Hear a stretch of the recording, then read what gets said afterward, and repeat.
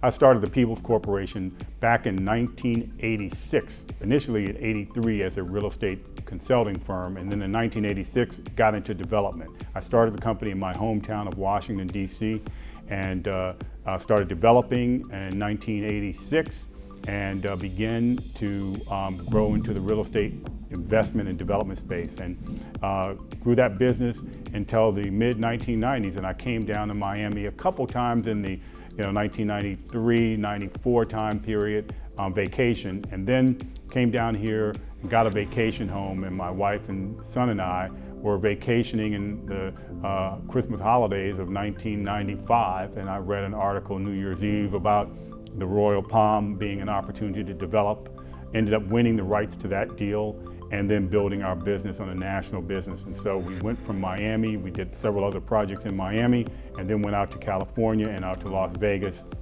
And today our company has over $4 billion of project cost, and we have projects in Boston, New York City, Philadelphia, Washington, D.C., Charlotte, North Carolina, and downtown Los Angeles. And what the goal of the Peebles Corporation has always been is to be transformative. I want to build more than just buildings. I want to build economic engines of equal economic opportunity and transformative projects that create an environment and demonstrate that equal economic opportunity is available. We just got to fight harder for it. I think that capitalism and democracy run hand in hand. But one of the things about business people is that we're generally focused on bottom line. I mean, the best businesses tend to be efficient, and the reward is normally greater for efficiency than it is of transformation or innovation.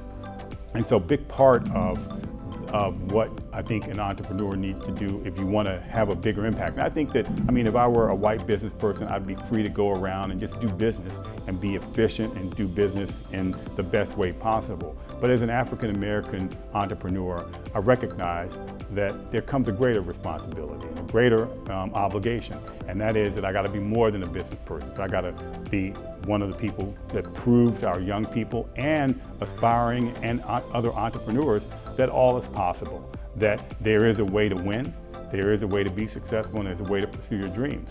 In the same hand, I've got to be a champion and be able to say the things that others can't say because they may be more beholden. Now, I built a national business. A big part of that is to give me freedom, free me from one location.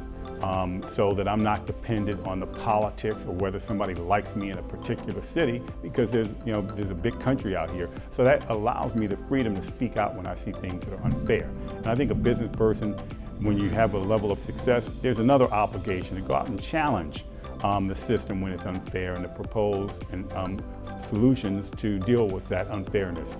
That's another part of what I've tried to do as a business person. And then I think, real estate is one of the businesses that I talked about earlier at lunch, is that the low educational barriers to entry. I dropped out of college after my freshman year, and I learned the business, and I taught myself the business, and I learned from watching others and working with others. And so you can develop that skill set.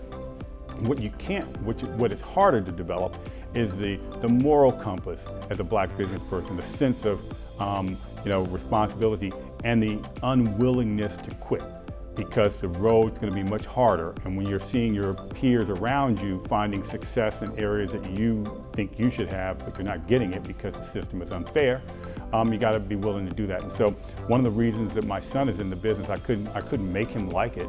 He happens to like it. He happens to be well suited, but he shares my values. I raised him, my wife and I raised him, so he shares my values. And I think more important when I look at, kind of stewards of my company, it's people who share my values and share my goals and objectives.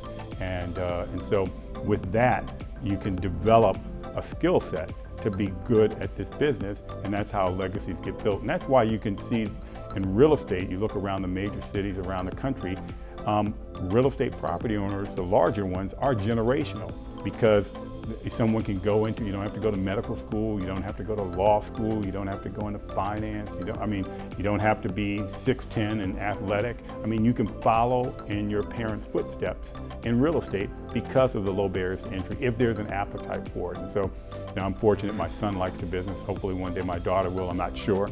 But The idea is that what I'm trying to do is to make an impact overall. And also, because we're in a capitalistic democracy, I want to consistently prove that economic inclusion results in superior profits and returns. And with that, I believe that capitalism will ultimately become colorblind.